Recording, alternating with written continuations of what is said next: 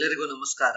ಪ್ರಸ್ತುತಪಡಿಸುವವರು Suresh HB, ವಿಜ್ಞಾನ ಶಿಕ್ಷಕರು, ಬೆಂಗಳೂರು ಗ್ರಾಮಾಂತರ ಜಿಲ್ಲೆ. 10ನೇ ತರಗತಿ NCERT ಪಠ್ಯ ಪುಸ್ತಕದ ನಿಯಂತ್ರಣ ಮತ್ತು ಸಹಭಾಗಿತ್ವ ಅಧ್ಯಾಯದಲ್ಲಿನ ಪರಿಕಲ್ಪನೆಗಳ ಬಗ್ಗೆ ತಿಳಿದುಕೊಳ್ಳೋಣ. ಸಸ್ಯಗಳಲ್ಲಿ ನಿಯಂತ್ರಣ ಮತ್ತು ಸಹಭಾಗಿತ್ವ ಹಾರ್ಮೋನ್ಗಳಿಂದ ನಡೆಯುತ್ತದೆ. ಪ್ರಾಣಿಗಳಲ್ಲಿ ನಿಯಂತ್ರಣ ಮತ್ತು ಸಹಭಾಗಿತ್ವ ನರವ್ಯೂಹ ಮತ್ತು ಹಾರ್ಮೋನ್ಗಳಿಂದ ನಡೆಯುತ್ತದೆ. ನಮ್ಮ ಸುತ್ತಮುತ್ತಲಿನ ಪರಿಸರದಲ್ಲಿ ಕಂಡುಬರುವ ಬದಲಾವಣೆಗಳಿಗೆ ಪ್ರಚೋದನೆಗಳು ಎನ್ನುತ್ತೇವೆ. ಪ್ರಚೋದನೆಗಳಿಗೆ ತಕ್ಕಂತೆ ವರ್ತಿಸುವುದಕ್ಕೆ ಪ್ರತಿಕ್ರಿಯೆಗಳು ಎನ್ನುತ್ತೇವೆ. ಪ್ರಚೋದನೆಗೆ ಪ್ರತಿಕ್ರಿಯೆ ವ್ಯಕ್ತಪಡಿಸುವುದು ಪ್ರತಿಯೊಂದು ಜೀವಿಯ ವಿಶಿಷ್ಟ ಗುಣಲಕ್ಷಣವಾಗಿದೆ. ಬಹುಕೋಶೀಯ ಜೀವಿಗಳಲ್ಲಿನ ದೇಹ ರಚನೆಯ ಸಾಮಾನ್ಯ ತತ್ವಗಳನ್ನು ಗಮನದಲ್ಲಿರಿಸಿಕೊಂಡು ಹೇಳುವುದಾದರೆ, ಈ ನಿಯಂತ್ರಣ ಮತ್ತು ಸಹಭಾಗಿತ್ವ ಚಟುವಟಿಕೆಗಳನ್ನು ಒದಗಿಸಲು ವಿಶಿಷ್ಟ ಅಂಗಾಂಶಗಳನ್ನು ಬಳಸಲಾಗುತ್ತದೆ. ಈಗ ಪ್ರಾಣಿಗಳಲ್ಲಿನ ನರವ್ಯೂಹದ ಬಗ್ಗೆ ತಿಳಿದುಕೊಳ್ಳೋಣ. ನಮ್ಮ ಪರಿಸರದಿಂದ ಬರುವ ಎಲ್ಲಾ ಮಾಹಿತಿಗಳನ್ನ ಕೆಲವು ನರಕೋಶಗಳ ವಿಶಿಷ್ಟ ನರತುದಿಗಳು ಪತ್ತೆ ಹಚ್ಚುತ್ತವೆ. ಪ್ರಚೋದನೆಗಳನ್ನ ಸ್ವೀಕರಿಸಲು ಸಹಾಯಕವಾದ ಅಂಗಗಳಿಗೆ ಗ್ರಾಹಕಗಳು ಎನ್ನುತ್ತೇವೆ. ಗ್ರಾಹಕಗಳಿಗೆ ಉದಾಹರಣೆಗಳು ಜ್ಞಾನೇಂದ್ರಿಯಗಳು, ಕಣ್ಣು, ಕಿವಿ, ಮೂಗು, ನಾಲಿಗೆ ಮತ್ತು ಚರ್ಮ. ಈ ಗ್ರಾಹಕಗಳು ಸಾಮಾನ್ಯವಾಗಿ ಒಳಕಿವಿ, ಮೂಗು, ನಾಲಿಗೆ ಮುಂತಾದ ನಮ್ಮ ಜ್ಞಾನೇಂದ್ರಿಯಗಳಲ್ಲಿ ಕಂಡುಬರುತ್ತವೆ. ಆದ್ದರಿಂದ ರುಚಿ ಗ್ರಾಹಕ ಕೋಶಗಳು ರುಚಿಯನ್ನು ಪತ್ತೆ ಮಾಡುತ್ತವೆ. ಹಾಗೆಯೇ ವಾಸನೆ ಗ್ರಾಹಕ ಕೋಶಗಳು ವಾಸನೆಯನ್ನು ಪತ್ತೆ ಮಾಡುತ್ತವೆ. ನಮ್ಮ ದೇಹದಲ್ಲಿರುವ ಅತ್ಯಂತ ಉದ್ದವಾದ ಜೀವಕೋಶ ನರಕೋಶ ಅಥವಾ ನ್ಯೂರಾನ್ ಆಗಿದೆ. ಇದು ಮುಖ್ಯವಾಗಿ ಒಳಗೊಂಡಿರುವ ಭಾಗಗಳು ಕೋಶಕಾಯ, ಡೆಂಡ್ರೈಟ್, ಆಕ್ಸಾನ್ ಮತ್ತು ನರತುದಿ. ನರಕೋಶದಲ್ಲಿ ಕೋಶ ಕೇಂದ್ರ ಕಂಡು ಬರುವ ಭಾಗಕ್ಕೆ ಕೋಶಕಾಯ ಎನ್ನುತ್ತೇವೆ. ಕೋಶಕಾಯದ ಸುತ್ತಲೂ ಕಂಡು ಬರುವ ಕವಲೊಡೆದ ರಚನೆಗಳಿಗೆ ಡೆಂಡ್ರೈಟ್ಗಳು ಎನ್ನುತ್ತೇವೆ. ಕೋಶಕಾಯದಿಂದ ಹೊರಟ ಉದ್ದನೆಯ ರಚನೆಗೆ ಆಕ್ಸಾನ್ ಎನ್ನುತ್ತೇವೆ. ಆಕ್ಸಾನ್ ಕೊಬ್ಬಿನಿಂದ ಮಾಡಲ್ಪಟ್ಟ ಮೈಲಿನ್ ಹೊದಿಕೆಯಿಂದ ಸುತ್ತುವರಿಯಲ್ಪಟ್ಟಿರುತ್ತದೆ. ನರತುದಿ ನರತಂತುಗಳನ್ನ ಹೊಂದಿರುತ್ತದೆ. ಎರಡು ನರಕೋಶಗಳು ಸಂಧಿಸುವ ಮಧ್ಯೆ ಖಾಲಿ ಸ್ಥಳಾವಕಾಶ ಕಂಡು ಬರುತ್ತದೆ. ಅದನ್ನು ಸಂಸರ್ಗ ಎನ್ನುತ್ತೇವೆ. ಅದರಲ್ಲಿ ರಾಸಾಯನಿಕ ವಸ್ತು ತುಂಬಿರುತ್ತದೆ. ಅದು ಸಂದೇಶವನ್ನು ಒಂದು ನರಕೋಶದ ತುದಿಯಿಂದ ಮತ್ತೊಂದು ನರಕೋಶದ ತುದಿಗೆ ಸಾಗಿಸಲು ಸಹಾಯ ಮಾಡುತ್ತದೆ. ಡೆಂಡ್ರೈಟ್ಗಳು ಮಾಹಿತಿ ಅಥವಾ ಸಂದೇಶವನ್ನು ಕೋಶಕಾಯಕ್ಕೆ ಸಾಗಿಸುತ್ತವೆ. ಆಕ್ಸಾನ್ ಮಾಹಿತಿ ಅಥವಾ ಸಂದೇಶವನ್ನು ಕೋಶಕಾಯದಿಂದ ಹೊರಗೆ ಸಾಗಿಸುತ್ತದೆ. ನರಕೋಶ ಒಂದರ ಡೆಂಡ್ರೈಟ್ ತುದಿಯಲ್ಲಿ ಸಂಗ್ರಹಿತವಾದ ಈ ಮಾಹಿತಿಯು ಒಂದು ರಾಸಾಯನಿಕ ಕ್ರಿಯೆಯನ್ನು ಉಂಟು ಮಾಡುತ್ತದೆ. ಇದು ಒಂದು ವಿದ್ಯುತ್ ಆವೇಗವನ್ನು ಸೃಷ್ಟಿಸುತ್ತದೆ. ಈ ಆವೇಗವು ಡೆಂಡ್ರೈಟ್ ಗಳಿಂದ ಕೋಶಕಾಯಕ್ಕೆ, ನಂತರ ಆಕ್ಸಾನ್ ನ ಉದ್ದಕ್ಕೂ ಅದರ ತುದಿಯವರೆಗೆ ಚಲಿಸುತ್ತದೆ. ಆಕ್ಸಾನ್ ನ ತುದಿಯಲ್ಲಿ ಕೆಲವು ವಿದ್ಯುತ್ ಆವೇಗವು ಕೆಲವು ರಾಸಾಯನಿಕಗಳನ್ನು ಬಿಡುಗಡೆ ಮಾಡುತ್ತದೆ. ಈ ರಾಸಾಯನಿಕಗಳು ಸಂಸರ್ಗವನ್ನು ದಾಟುತ್ತವೆ ಮತ್ತು ಮುಂದಿನ ನರಕೋಶದ ಡೆಂಡ್ರೈಟ್ ಗಳಲ್ಲಿ ಇದೇ ರೀತಿಯ ವಿದ್ಯುತ್ ಆವೇಗಗಳನ್ನು ಪ್ರಾರಂಭಿಸುತ್ತವೆ. ಇದು ನರಾವೇಗಗಳು ದೇಹದಲ್ಲಿ ಹೇಗೆ ಸಂಚರಿಸುತ್ತವೆ ಎಂಬುದರ ಸಾಮಾನ್ಯ ನಕ್ಷೆಯಾಗಿದೆ. ಇದೇ ರೀತಿಯ ಸಂಸರ್ಗ ಅಂತಿಮವಾಗಿ ನರಕೋಶಗಳಿಂದ ಸ್ನಾಯು ಕೋಶಗಳು ಅಥವಾ ಗ್ರಂಥಿಗಳಂತಹ ಇತರ ಜೀವಕೋಶಗಳಿಗೆ ಇಂಥ ನರಾವೇಗಗಳನ್ನು ವಿತರಿಸಲು ಅನುವು ಮಾಡಿಕೊಡುತ್ತದೆ. ನರ ಸ್ನಾಯುಕ ಸಂಗಮ ಬಿಂದುವನ್ನು ತೋರಿಸುವ ಚಿತ್ರವನ್ನು ಗಮನಿಸಿ. ಇದು ಆಕ್ಸಾನ್, ಸ್ನಾಯುನಾರು, ಲೋಮನಾಳ, ನರ ಸ್ನಾಯುಕ ಸಂಗಮ ಬಿಂದು ಮತ್ತು ಮೈಟೋಕಾಂಡ್ರಿಯಾಗಳನ್ನ ಒಳಗೊಂಡಿದೆ. ನರ ಅಂಗಾಂಶವು ನರಕೋಶ ಅಥವಾ ನ್ಯೂರಾನ್ ಗಳಿಂದಾದ ಒಂದು ವ್ಯವಸ್ಥಿತ ಜಾಲದಿಂದ ಮಾಡಲ್ಪಟ್ಟಿರುವುದರಲ್ಲಿ ಯಾವುದೇ ಅಚ್ಚರಿ ಇಲ್ಲ. ಈ ವ್ಯವಸ್ಥೆ ದೇಹದ ಒಂದು ಭಾಗದಿಂದ ಮತ್ತೊಂದು ಭಾಗಕ್ಕೆ ಮಾಹಿತಿಯನ್ನು ವಿದ್ಯುತ್ ಆವೇಗಗಳ ಮೂಲಕ ಸಾಗಿಸುವ ವೈಶಿಷ್ಟ್ಯತೆಯನ್ನು ಪಡೆದಿದೆ. ಚಿತ್ರ 7.1a ಯನ್ನು ನೋಡಿ ಮತ್ತು ನರಕೋಶದ ಭಾಗಗಳನ್ನು ಗುರುತಿಸಿ. ಮಾಹಿತಿಯು ಎಲ್ಲಿ ಸ್ಥಿರಗೊಂಡಿದೆ? ಡೆಂಡ್ರೈಟ್ ನಲ್ಲಿ. ವಿದ್ಯುತ್ ಆವೇಗದ ರೂಪದಲ್ಲಿ ಮಾಹಿತಿಯು ಯಾವುದರ ಮೂಲಕ ಸಾಗುತ್ತದೆ? ಆಕ್ಸಾನ್ ಮೂಲಕ. ಮುಂದಿನ ರವಾನೆಗಾಗಿ ಈ ಆವೇಗವು ಎಲ್ಲಿ ರಾಸಾಯನಿಕ ಸಂಕೇತಗಳಾಗಿ ಪರಿವರ್ತನೆಗೊಳ್ಳಬೇಕು? ಸಂಸರ್ಗದಲ್ಲಿ. ಈಗ ಚಟುವಟಿಕೆ 7.1ರ ಬಗ್ಗೆ ತಿಳಿದುಕೊಳ್ಳೋಣ. ಸ್ವಲ್ಪ ಸಕ್ಕರೆಯನ್ನು ನಿಮ್ಮ ಬಾಯಿಯೊಳಗೆ ಹಾಕಿಕೊಳ್ಳಿ. ಅದರ ರುಚಿ ಹೇಗಿದೆ? ಸಕ್ಕರೆ ಸಿಹಿಯಾಗಿರುತ್ತದೆ. ನಿಮ್ಮ ಹೆಬ್ಬೆರಳು ಮತ್ತು ತೋರು ಬೆರಳುಗಳಿಂದ ನಿಮ್ಮ ಮೂಗನ್ನು ಒತ್ತಿ ಮುಚ್ಚಿರಿ. ಈಗ ಪುನಃ ಸಕ್ಕರೆಯನ್ನು ತಿನ್ನಿ. ರುಚಿಯಲ್ಲಿ ಏನಾದರೂ ವ್ಯತ್ಯಾಸವಿದೆಯೇ? ಹೌದು. ಊಟ ಮಾಡುವಾಗಲೂ ಯಥಾರಿಯಲ್ಲಿ ನಿಮ್ಮ ಮೂಗು ಮುಚ್ಚಿಕೊಳ್ಳಿ ಮತ್ತು ನೀವು ತಿನ್ನುತ್ತಿರುವ ಆಹಾರದ ಸ್ವಾದವನ್ನು ಸಂಪೂರ್ಣವಾಗಿ ನೀವು ಆಸ್ವಾದಿಸುವಿರಾ ಎಂಬುದನ್ನು ಗುರುತಿಸಿ. ಇಲ್ಲ, ಏಕೆಂದರೆ ಮೂಗನ್ನ ಮುಚ್ಚಿಕೊಂಡಾಗ ನಾಲಿಗೆಯಲ್ಲಿರುವ ರಸಾಂಕುರಗಳು ಕಾರ್ಯನಿರ್ವಹಿಸುವುದಿಲ್ಲ. ಆದ್ದರಿಂದ ಆಹಾರದ ರುಚಿಯನ್ನು ಗುರುತಿಸಲು ಸಾಧ್ಯವಾಗುವುದು. ನಿಮ್ಮ ಮೂಗು ಮುಚ್ಚಿರುವಾಗ ಸಕ್ಕರೆ ಮತ್ತು ಆಹಾರದ ರುಚಿಯಲ್ಲಿ ಏನಾದರೂ ವ್ಯತ್ಯಾಸ ಕಂಡು ಬಂತೆ? ಹೌದಾದರೆ ಇದು ಏಕೆ ಉಂಟಾಗುತ್ತದೆ? ಹೌದು, ಏಕೆಂದರೆ ಮೂಗು ಮುಚ್ಚಿರುವಾಗ ಮೂಗಿನಲ್ಲಿರುವ ಘ್ರಾಣ ನರಗಳು ಕಾರ್ಯನಿರ್ವಹಿಸುವುದಿಲ್ಲ. ನಿಮಗೆ ನೆಗಡಿಯಾದಾಗಲೂ ಇದೇ ರೀತಿಯ ಸಂದರ್ಭವನ್ನು ನೀವು ಎದುರಿಸುವಿರಾ? ಹೌದು, ನಮಗೆ ನೆಗಡಿಯಾದಾಗಲೂ ಕೂಡ ಮೂಗಿನಲ್ಲಿರುವ ಘ್ರಾಣ ನರಗಳು ಮತ್ತು ನಾಲಿಗೆಯಲ್ಲಿರುವ ರಸಾಂಕುರಗಳು ಕೆಲಸ ಮಾಡುವುದಿಲ್ಲ. ಆದ್ದರಿಂದ ಆಹಾರದ ರುಚಿ ತಿಳಿಯಲು ಸಾಧ್ಯವಾಗುವುದಿಲ್ಲ. ಈಗ ಪರಾವರ್ತಿತ ಕ್ರಿಯೆಗಳಲ್ಲಿ ಏನಾಗುತ್ತದೆ ಎಂಬುದರ ಬಗ್ಗೆ ತಿಳಿಯೋಣ. ಈಗ ಪರಾವರ್ತಿತ ಪ್ರತಿಕ್ರಿಯೆ ರಿಫ್ಲೆಕ್ಸ್ ಆಕ್ಷನ್ ಬಗ್ಗೆ ತಿಳಿದುಕೊಳ್ಳೋಣ. ಪರಿಸರದಲ್ಲಿ ಉಂಟಾಗುವ ಯಾವುದೋ ಘಟನೆಗೆ ಪ್ರತಿಯಾಗಿ ವ್ಯಕ್ತವಾಗುವ ಹಠಾತ್ ಪ್ರತಿಕ್ರಿಯೆಗೆ ಪರಾವರ್ತಿತ ಪ್ರತಿಕ್ರಿಯೆ ಎನ್ನುತ್ತೇವೆ. ಅಂದರೆ ಪರಿಸರದಲ್ಲಿ ಉಂಟಾಗುವ ಪ್ರಚೋದನೆಗೆ ಹಠಾತ್ ಆಗಿ ಉಂಟಾಗುವ ಪ್ರತಿಕ್ರಿಯೆಗೆ ಪರಾವರ್ತಿತ ಪ್ರತಿಕ್ರಿಯೆ ಎನ್ನುತ್ತೇವೆ. ಪರಾವರ್ತಿತ ಪ್ರತಿಕ್ರಿಯೆಯ ಕೇಂದ್ರ ಭಾಗ ಮೆದುಳು ಬಳ್ಳಿಯಾಗಿದೆ. ಮೆದುಳು ಬಳ್ಳಿಯ ಕಾರ್ಯ ಪರಾವರ್ತಿತ ಪ್ರತಿಕ್ರಿಯೆಯನ್ನ ನಿಯಂತ್ರಿಸುವುದಾಗಿದೆ. ಪರಾವರ್ತಿತ ಪ್ರತಿಕ್ರಿಯೆಗಳಿಗೆ ಉದಾಹರಣೆಗಳು ಆಕಸ್ಮಿಕವಾಗಿ ಬಿಸಿ ವಸ್ತುವನ್ನು ಮುಟ್ಟಿದಾಗ ತಕ್ಷಣ ನಮ್ಮ ಕೈಯನ್ನು ಹಿಂದಕ್ಕೆ ತೆಗೆದುಕೊಳ್ಳುವುದು. ಮತ್ತೊಂದು ಉದಾಹರಣೆ ಆಕಸ್ಮಿಕವಾಗಿ ಚೂಪಾದ ವಸ್ತುಗಳಾದ ಮುಳ್ಳು ಅಥವಾ ಗಾಜಿನ ಮೇಲೆ ಕಾಲಿಟ್ಟಾಗ ತಕ್ಷಣ ಕಾಲನ್ನು ಹಿಂದಕ್ಕೆ ತೆಗೆದುಕೊಳ್ಳುವುದು. ಮಿದುಳು ಬಳ್ಳಿ ಎರಡನೇ ಮೆದುಳಿನಂತೆ ಕಾರ್ಯನಿರ್ವಹಿಸುತ್ತದೆ. ಅಪಾಯದ ಸಂದರ್ಭದಲ್ಲಿ ಮಿದುಳು ಬಳ್ಳಿ ಸಂದೇಶವನ್ನ ಮೆದುಳಿಗೆ ಸಾಗಿಸದೆ ಸ್ವತಃ ತಾನೇ ಪ್ರಚೋದನೆಯನ್ನು ಗುರುತಿಸಿ ಅದಕ್ಕೆ ತಕ್ಕಂತೆ ಮಾಹಿತಿಯನ್ನ ಕಾರ್ಯನಿರ್ವಾಹಕಕ್ಕೆ ಸಾಗಿಸುತ್ತದೆ. ಈಗ ಪರಾವರ್ತಿತ ಚಾಪದ ಬಗ್ಗೆ ತಿಳಿದುಕೊಳ್ಳೋಣ. ಪರಾವರ್ತಿತ ಪ್ರತಿಕ್ರಿಯೆಯಲ್ಲಿ ನರ ಸಂದೇಶ ಹಾದು ಹೋಗುವ ಮಾರ್ಗಕ್ಕೆ ಪರಾವರ್ತಿತ ಚಾಪ ಎನ್ನುತ್ತೇವೆ. ಪರಾವರ್ತಿತ ಚಾಪ 5 ನಿರ್ದಿಷ್ಟ ಭಾಗಗಳನ್ನು ಒಳಗೊಂಡಿದೆ. ಅವುಗಳು ಯಾವುವೆಂದರೆ ಗ್ರಾಹಕಗಳು, ಜ್ಞಾನವಾಹಿ ನರಕೋಶಗಳು, ಸಂಬಂಧ ಕಲ್ಪಿಸುವ ನರಕೋಶಗಳು, ಕ್ರಿಯಾವಾಹಿ ನರಕೋಶಗಳು ಮತ್ತು ಕಾರ್ಯನಿರ್ವಾಹಕಗಳು. ಪರಾವರ್ತಿತ ಚಾಪದ ಚಿತ್ರವನ್ನ ಗಮನಿಸಿ. ಗ್ರಾಹಕಗಳು ಜ್ಞಾನೇಂದ್ರಿಯಗಳಿಂದ ಪಡೆದುಕೊಳ್ಳುವ ಸಂದೇಶವನ್ನ ಜ್ಞಾನವಾಹಿ ನರಕೋಶಗಳಿಗೆ ಸಾಗಿಸುತ್ತದೆ. ಜ್ಞಾನವಾಹಿ ನರಕೋಶಗಳು ಈ ಸಂದೇಶವನ್ನ ಮೆದುಳು ಬಳ್ಳಿಗೆ ಸಾಗಿಸುತ್ತವೆ. ಸಂಬಂಧ ಕಲ್ಪಿಸುವ ನರಕೋಶ ಜ್ಞಾನವಾಹಿ ನರಕೋಶ ಮತ್ತು ಕ್ರಿಯಾವಾಹಿ ನರಕೋಶಗಳನ್ನ ಸೇರಿಸುತ್ತದೆ. ಕ್ರಿಯಾವಾಹಿ ನರಕೋಶಗಳು ಮೆದುಳು ಬಳ್ಳಿಯಿಂದ ಪಡೆದುಕೊಂಡ ಸಂದೇಶವನ್ನ ಕಾರ್ಯನಿರ್ವಾಹಕಗಳಿಗೆ ಸಾಗಿಸುತ್ತವೆ. ಕಾರ್ಯನಿರ್ವಾಹಕಗಳು ಪ್ರಚೋದನೆಗೆ ತಕ್ಕಂತೆ ಪ್ರತಿಕ್ರಿಯೆಯನ್ನ ವ್ಯಕ್ತಪಡಿಸುತ್ತವೆ. ಈ ರೀತಿಯಾಗಿ ಪರಾವರ್ತಿತ ಚಾಪ ಕಾರ್ಯವನ್ನು ನಿರ್ವಹಿಸುತ್ತದೆ. ಈಗ ಮಾನವನ ಮೆದುಳಿನ ಬಗ್ಗೆ ತಿಳಿದುಕೊಳ್ಳೋಣ. ಆಲೋಚನಾ ಪ್ರಕ್ರಿಯೆಯು ಹೆಚ್ಚು ಸಂಕೀರ್ಣವಾದ ಯಾಂತ್ರಿಕ ವ್ಯವಸ್ಥೆ ಮತ್ತು ನರವ್ಯೂಹದ ಜೋಡಣೆಗಳನ್ನು ಒಳಗೊಂಡಿದೆ. ಇವು ದೇಹದ ಸಮನ್ವಯತೆಯ ಮುಖ್ಯ ಕೇಂದ್ರವಾದ ಮೆದುಳಿನಲ್ಲಿ ಕೇಂದ್ರೀಕೃತವಾಗಿವೆ. ಈಗ ಮಾನವನ ನರವ್ಯೂಹದ ವ್ಯವಸ್ಥೆಯ ಬಗ್ಗೆ ತಿಳಿದುಕೊಳ್ಳೋಣ. ಮಾನವನ ನರವ್ಯೂಹವನ್ನ ಮುಖ್ಯವಾಗಿ 3 ಭಾಗಗಳಾಗಿ ವಿಂಗಡಿಸುತ್ತೇವೆ. ಕೇಂದ್ರ ನರವ್ಯೂಹ, ಪರಿಧಿ ನರವ್ಯೂಹ ಮತ್ತು ಸ್ವಯಂ ನಿಯಂತ್ರಕ ನರವ್ಯೂಹ. ಕೇಂದ್ರ ನರವ್ಯೂಹದ 2 ಮುಖ್ಯ ಭಾಗಗಳು ಮೆದುಳು ಮತ್ತು ಮೆದುಳು ಬಳ್ಳಿ. ಪರಿಧಿ ನರವ್ಯೂಹ ಒಳಗೊಂಡಿರುವ 2 ಮುಖ್ಯ ಭಾಗಗಳು 12 ಜೊತೆ ಮೆದುಳಿನ ನರಗಳು ಮತ್ತು 33 ಜೊತೆ ಮೆದುಳು ಬಳ್ಳಿಯ ನರಗಳು. ಪರಿಧಿ ನರವ್ಯೂಹ. ಸ್ವಯಂ ನಿಯಂತ್ರಕ ನರವ್ಯೂಹದ 2 ಮುಖ್ಯ ಭಾಗಗಳು ಅನುವೇದನಾ ವ್ಯೂಹ ಮತ್ತು ಪ್ಯಾರ ಅನುವೇದನಾ ವ್ಯೂಹ. ಅನುವೇದನಾ ವ್ಯೂಹ ಮತ್ತು ಪ್ಯಾರ ಅನುವೇದನಾ ವ್ಯೂಹಗಳು ಪರಸ್ಪರ ವಿರುದ್ಧವಾಗಿ ಕಾರ್ಯನಿರ್ವಹಿಸುತ್ತವೆ. ಅನುವೇದನಾ ವ್ಯೂಹದ ಸಂದೇಶದಿಂದಾಗಿ ಕಣ್ಣಿನ ಪಾಪೆ ಹಿಗ್ಗುತ್ತದೆ. ಪ್ಯಾರ ಅನುವೇದನಾ ವ್ಯೂಹದ ಸಂದೇಶದಿಂದಾಗಿ ಕಣ್ಣಿನ ಪಾಪೆ ಕುಗ್ಗುತ್ತದೆ. ಮಾನವನ ದೇಹದಲ್ಲಿನ ಅತ್ಯಂತ ಪ್ರಮುಖವಾದ ಅಂಗ ಮಿದುಳು, ಏಕೆಂದರೆ ಇದು ದೇಹದಲ್ಲಿ ನಡೆಯುವ ಎಲ್ಲಾ ಚಟುವಟಿಕೆಗಳನ್ನು ನಿಯಂತ್ರಿಸುವುದರ ಜೊತೆಗೆ ಸಮನ್ವಯಗೊಳಿಸುತ್ತದೆ. ಮಿದುಳು 14 ಲಕ್ಷ ಕೋಟಿ ನರಕೋಶಗಳಿಂದ ಮಾಡಲ್ಪಟ್ಟಿದೆ. ಮಿದುಳು ತಲೆ ಬುರುಡೆಯಲ್ಲಿರುತ್ತದೆ. ಮಿದುಳನ್ನ ರಕ್ಷಿಸುವ ಅಂಗ ತಲೆ ಬುರುಡೆ ಅಥವಾ ಕಪಾಲ. ವಯಸ್ಕ ಮಾನವನ ಮೆದುಳಿನ ಸರಾಸರಿ ತೂಕ 1400 ಗ್ರಾಂಗಳಾಗಿರುತ್ತದೆ. ಅಂದರೆ 1.4 kg ಆಗಿರುತ್ತದೆ. ಮಿದುಳನ್ನ ಮುಖ್ಯವಾಗಿ 3 ಭಾಗಗಳಾಗಿ ವಿಂಗಡಿಸುತ್ತೇವೆ. ಅವುಗಳು ಯಾವುವೆಂದರೆ ಮುಮ್ಮೆದುಳು, ಮಧ್ಯ ಮೆದುಳು ಮತ್ತು ಹಿಮ್ಮೆದುಳು. ಫೋರ್ ಬ್ರೈನ್, ಮಿಡ್ ಬ್ರೈನ್ ಮತ್ತು ಹಿಂಡ್ ಬ್ರೈನ್. ಮುಮ್ಮೆದುಳು ಮೆದುಳಿನ ಪ್ರಮುಖ ಆಲೋಚನೆಯ ಭಾಗವಾಗಿದೆ, ಪ್ರಜ್ಞೆಯ ಕೇಂದ್ರವಾಗಿದೆ ಮತ್ತು ಜ್ಞಾಪಕ ಶಕ್ತಿಯ ಕೇಂದ್ರವಾಗಿದೆ.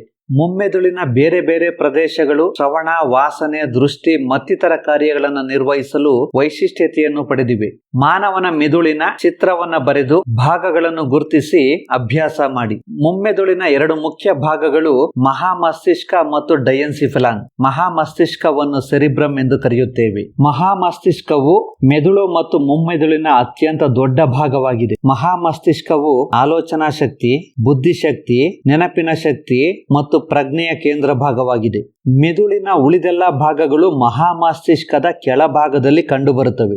ಡಯನ್ಸಿಫೆಲಾನ್ ನ 2 ಮುಖ್ಯ ಭಾಗಗಳು ಎಪಿಥಾಲಮಸ್ ಮತ್ತು ಹೈಪೋಥಾಲಮಸ್. ಹೈಪೋಥಾಲಮಸ್ ನ ಮುಖ್ಯ ಕಾರ್ಯಗಳು ದೇಹದ ಉಷ್ಣತೆ, ನೀರಿನ ಸಮತೋಲನ, ಹಸಿವು ಮತ್ತು ನಿದ್ರೆಯನ್ನು ನಿಯಂತ್ರಿಸುತ್ತದೆ.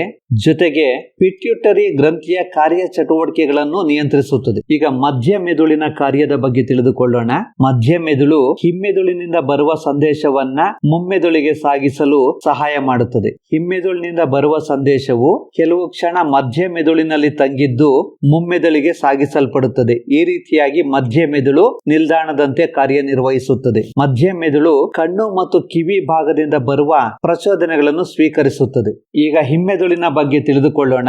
ಹಿಮ್ಮೆದುಳಿನ 3 ಮುಖ್ಯ ಭಾಗಗಳು ಪಾನ್ಸ್, ಅನುಮಸ್ತಿಷ್ಕ ಮತ್ತು ಮೆಡುಲ್ಲಾ ಅಥವಾ ಮಣಿಶಿರ. ಪಾನ್ಸ್ ಭಾಗವು ಆಹಾರದ ಅಗಿಯುವಿಕೆ, ಮುಖದ ಭಾವನೆ ಮತ್ತು ಉಸಿರಾಟವನ್ನು ನಿಯಂತ್ರಿಸುತ್ತದೆ. ಮೆದುಳಿನ ಅತ್ಯಂತ 2ನೇ ದೊಡ್ಡ ಭಾಗ ಅನುಮಸ್ತಿಷ್ಕ ಅಥವಾ ಸೆರಿಬೆಲ್ಲಂ. ಇದು ಎಲೆಯಾಕಾರವನ್ನು ಹೊಂದಿದೆ.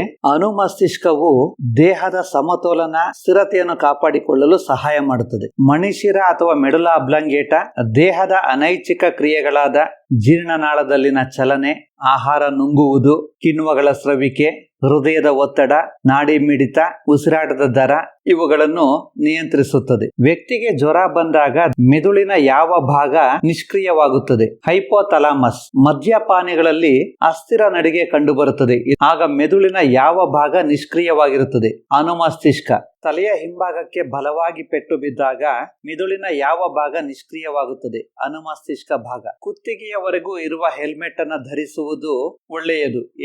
ಏಕೆಂದರೆ ಇದು ಹಿಮ್ಮೆದುಳಿನ ಭಾಗಗಳಿಗೆ ರಕ್ಷಣೆಯನ್ನ ಕೊಡುತ್ತದೆ. ಮೆದುಳನ್ನು ರಕ್ಷಿಸುವ ಅಂಗ ತಲೆಬುರುಡೆ ಅಥವಾ ಕಪಾಲ, ಕ್ರೇನಿಯಂ ಅಥವಾ ಸ್ಕಲ್. ಮೆದುಳಿನ ಅತ್ಯಂತ ಕೊನೆಯ ಭಾಗ ಮೆಡುಲ್ಲಾ ಅಥವಾ ಮಣಿಶಿರ ಬೆನ್ನು ಮೂಳೆಯಲ್ಲಿ ಮೆದುಳು ಬಳ್ಳಿಯಾಗಿ ಮುಂದುವರಿಯುತ್ತದೆ. ಮೆದುಳು ಬಳ್ಳಿಯನ್ನು ರಕ್ಷಿಸುವ ಅಂಗ ಬೆನ್ನು ಮೂಳೆ ಅಥವಾ ಕಶೇರುಕ ಸ್ತಂಭ. ನರ ಅಂಗಾಂಶವು ಹೇಗೆ ಕ್ರಿಯೆಯನ್ನು ಉಂಟು ಮಾಡುತ್ತದೆ ಎಂಬುದರ ಬಗ್ಗೆ ತಿಳಿದುಕೊಳ್ಳೋಣ. ಕೋಶೀಯ ಮಟ್ಟದಲ್ಲಿ ಚಲನೆಯ ಅತ್ಯಂತ ಸರಳ ಪರಿಕಲ್ಪನೆ ಎಂದರೆ ಜೀವಕೋಶಗಳು ತಮ್ಮ ಆಕಾರವನ್ನು ಬದಲಿಸುತ್ತಾ ಚಲಿಸುತ್ತವೆ. ಆದ್ದರಿಂದ ಅವು ತಮ್ಮ ಉದ್ದದಲ್ಲಿ ಕಡಿಮೆಯಾಗುತ್ತವೆ. ಸ್ನಾಯು ಕೋಶಗಳು ಹೇಗೆ ತಮ್ಮ ಆಕಾರವನ್ನು ಬದಲಿಸುತ್ತವೆ? ಸ್ನಾಯು ಕೋಶಗಳು ವಿಶೇಷ ಪ್ರೋಟೀನ್ಗಳನ್ನು ಹೊಂದಿದ್ದು ಅವು ನರಗಳ ವಿದ್ಯುತ್ ಆವೇಗಗಳಿಗೆ ಪ್ರತಿಕ್ರಿಯೆಯಾಗಿ ಜೀವಕೋಶದೊಳಗಿನ ತಮ್ಮ ಆಕಾರ ಮತ್ತು ಸಂಯೋಜನೆ ಎರಡನ್ನೂ ಬದಲಿಸಿಕೊಳ್ಳುತ್ತವೆ. ಇದು ಯಾವಾಗ ಉಂಟಾಗುತ್ತದೆಯೋ ಈ ಪ್ರೋಟೀನ್ಗಳ ಹೊಸ ಸಂಯೋಜನೆಯು ಸ್ನಾಯು ಕೋಶಗಳಿಗೆ ಗಿಡ್ಡವಾದ ರೂಪ ನೀಡುತ್ತವೆ. ಸ್ನಾಯುಗಳನ್ನ 2 ವಿಧಗಳಾಗಿ ವಿಂಗಡಿಸುತ್ತೇವೆ: ಐಚ್ಛಿಕ ಸ್ನಾಯುಗಳು ಮತ್ತು ಅನೈಚ್ಛಿಕ ಸ್ನಾಯುಗಳು. ಐಚ್ಛಿಕ ಮತ್ತು ಅನೈಚ್ಛಿಕ ಸ್ನಾಯುಗಳ ನಡುವಿನ ವ್ಯತ್ಯಾಸಗಳನ್ನು ತಿಳಿದುಕೊಳ್ಳೋಣ. ಐಚ್ಛಿಕ ಸ್ನಾಯುಗಳು ನಮ್ಮ ಇಚ್ಛೆಗೆ ಒಳಪಟ್ಟು ಕೆಲಸ ಮಾಡುತ್ತವೆ. ಅನೈಚ್ಛಿಕ ಸ್ನಾಯುಗಳು ನಮ್ಮ ಇಚ್ಛೆಗೆ ಒಳಪಡದೆ ಕೆಲಸ ಮಾಡುತ್ತವೆ. ಐಚ್ಛಿಕ ಸ್ನಾಯುಗಳು ಬೇಗ ಆಯಾಸಗೊಳ್ಳುತ್ತವೆ. ಅನೈಚ್ಛಿಕ ಸ್ನಾಯುಗಳು ಬೇಗ ಆಯಾಸಗೊಳ್ಳುವುದಿಲ್ಲ. ಐಚ್ಛಿಕ ಸ್ನಾಯುಗಳಿಗೆ ಉದಾಹರಣೆಗಳು ಕೈಕಾಲುಗಳಲ್ಲಿರುವ ಸ್ನಾಯುಗಳು. ಅನೈಚ್ಛಿಕ ಸ್ನಾಯುಗಳಿಗೆ ಉದಾಹರಣೆಗಳು ದೇಹದ ಒಳ ಅಂಗಾಂಗಗಳಲ್ಲಿರುವ ಸ್ನಾಯುಗಳು. ಪರಿಕಲ್ಪನೆಯ ಪ್ರಶ್ನೆಗಳಿಗೆ ಉತ್ತರಿಸೋಣ. ಪ್ರಶ್ನೆ ಸಂಖ್ಯೆ 1. ನಡಿಗೆ ಮತ್ತು ಪರಾವರ್ತಿತ ಪ್ರತಿಕ್ರಿಯೆ ಇವುಗಳ ನಡುವಿನ ವ್ಯತ್ಯಾಸವೇನು? ನಡಿಗೆ ಐಚ್ಛಿಕ ಕ್ರಿಯೆಯಾಗಿದೆ. ಇದು ನಮ್ಮ ಇಚ್ಛೆಗೆ ಒಳಪಟ್ಟಿರುತ್ತದೆ. ಪರಾವರ್ತಿತ ಪ್ರತಿಕ್ರಿಯೆ ಅನೈಚ್ಛಿಕ ಕ್ರಿಯೆಯಾಗಿದೆ. ನಮ್ಮ ಇಚ್ಛೆಗೆ ಒಳಪಡದೆ ನಡೆಯುತ್ತದೆ. ನಡಿಗೆ ಒಂದು ಪ್ರಚೋದನೆಗೆ ಹಠಾತ್ ಆಗಿ ಅಥವಾ ತಕ್ಷಣ ನಡೆಯುವ ಪ್ರತಿಕ್ರಿಯೆಯಾಗಿರುವುದಿಲ್ಲ. ಪರಾವರ್ತಿತ ಪ್ರತಿಕ್ರಿಯೆ ಒಂದು ಪ್ರಚೋದನೆಗೆ ಹಠಾತ್ ಆಗಿ ಅಥವಾ ತಕ್ಷಣ ನಡೆಯುವ ಪ್ರತಿಕ್ರಿಯೆಯಾಗಿದೆ. ನಡಿಗೆಯನ್ನು ಮೆದುಳು ನಿಯಂತ್ರಿಸುತ್ತದೆ. ಪರಾವರ್ತಿತ ಪ್ರತಿಕ್ರಿಯೆಯನ್ನು ಮೆದುಳು ಬಳ್ಳಿ ನಿಯಂತ್ರಿಸುತ್ತದೆ. ಪ್ರಶ್ನೆ ಸಂಖ್ಯೆ 2. ಸಂಸರ್ಗದಲ್ಲಿ 2 ನರಕೋಶಗಳ ಮಧ್ಯೆ ಏನಾಗುತ್ತದೆ? 2 ನರಕೋಶಗಳ ಮಧ್ಯೆ ಖಾಲಿ ಸ್ಥಳ ಕಂಡು ಬರುತ್ತದೆ. ಅದನ್ನು ಸಂಸರ್ಗ ಎನ್ನುತ್ತೇವೆ. ಅದರಲ್ಲಿ ರಾಸಾಯನಿಕ ವಸ್ತು ತುಂಬಿರುತ್ತದೆ. ಇದು ನರ ಸಂದೇಶವನ್ನು ರಾಸಾಯನಿಕ ಸಂಕೇತವಾಗಿ ಪರಿವರ್ತಿಸುತ್ತದೆ. ಈ ರಾಸಾಯನಿಕ ಸಂಕೇತವು ಒಂದು ನರಕೋಶದ ತುದಿಯಿಂದ ಮತ್ತೊಂದು ನರಕೋಶದ ತುದಿಗೆ ಸಾಗಿಸಲು ಸಹಾಯ ಮಾಡುತ್ತದೆ. ಪ್ರಶ್ನೆ ಸಂಖ್ಯೆ 3. ಮೆದುಳಿನ ಯಾವ ಭಾಗವು ದೇಹದ ಭಂಗಿ ಮತ್ತು ಸಮತೋಲನವನ್ನು ನಿರ್ವಹಿಸುತ್ತದೆ? ಅನುಮಸ್ತಿಷ್ಕ ಭಾಗವು ದೇಹದ ಭಂಗಿ ಮತ್ತು ಸಮತೋಲನವನ್ನು ನಿರ್ವಹಿಸುತ್ತದೆ. ಪ್ರಶ್ನೆ ಸಂಖ್ಯೆ 4. ನಾವು ಒಂದು ಅಗರಬತ್ತಿ ಅಥವಾ ಗಂಧದ ಕಡ್ಡಿಯ ವಾಸನೆಯನ್ನ ಹೇಗೆ ಕಂಡುಹಿಡಿಯುತ್ತೇವೆ? ನಾಸಿಕ ರಂಧ್ರಗಳಲ್ಲಿರುವ ಆಘ್ರಾಣ ನರಗಳು ವಾಸನೆ ಸಂದೇಶವನ್ನ ಜ್ಞಾನವಾಹಿ ನರಕೋಶಗಳ ಮೂಲಕ ಮೆದುಳಿಗೆ ಸಾಗಿಸುತ್ತವೆ. ಮೆದುಳು ಈ ಸಂದೇಶವನ್ನು ಕ್ಷಣ ಮಾತ್ರದಲ್ಲಿ ಅರ್ಥೈಸಿಕೊಂಡು ಗುರುತಿಸುತ್ತದೆ. ಈ ರೀತಿಯಾಗಿ ನಮಗೆ ವಾಸನೆಯ ಅರಿವು ಉಂಟಾಗುತ್ತದೆ. ಪ್ರಶ್ನೆ ಸಂಖ್ಯೆ 5. ಪರಾವರ್ತಿತ ಪ್ರತಿಕ್ರಿಯೆಯಲ್ಲಿ ಮಿದುಳಿನ ಪಾತ್ರವೇನು? ಪರಾವರ್ತಿತ ಪ್ರತಿಕ್ರಿಯೆಯಲ್ಲಿ ಉಂಟಾಗಬಹುದಾದ ಅಪಾಯವನ್ನು ತಪ್ಪಿಸಲು ಜ್ಞಾನೇಂದ್ರಿಯಗಳಿಂದ ಪಡೆದುಕೊಂಡ ಮಾಹಿತಿಯು ಜ್ಞಾನವಾಹಿ ನರಕೋಶಗಳ ಮೂಲಕ ಮೆದುಳು ಬಳ್ಳಿ ಮತ್ತು ಮೆದುಳಿಗೆ ಸಾಗಿಸಲ್ಪಡಬೇಕಾಗಿತ್ತು.